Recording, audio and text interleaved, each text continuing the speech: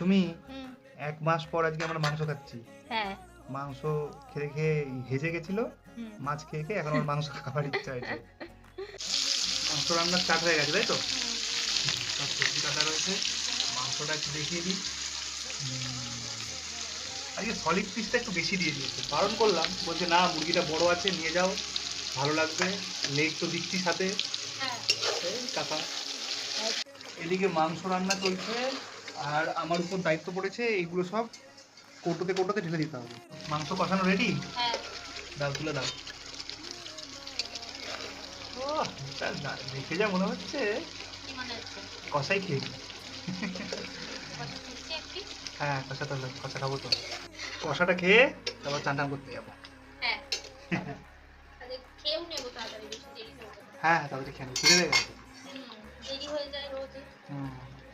সুমি, জোর খিদে পেয়ে গেছে, 2টো বেজে গেছে। হুম। দাও, ভাত দাও। এই তো ভাত গরম গরম, এদিকে মাংস, এদিকে স্যালাডে পেঁয়াজ। হ্যাঁ। হুম। কষা। এই নাও, দেখো 1 মাস পর মাংস রান্না করলাম। মাংস ছাড়া তো আর কিছু খাও না বলে আজকে ভাবলাম বেগুন ভাজবো, আর বেগুনটাও ভাজা হলো না। হ্যাঁ। চলো খাওয়া হ্যাঁ। দাওয়া শুরু করা যাক। হ্যাঁ। তুমিও শুরু করো।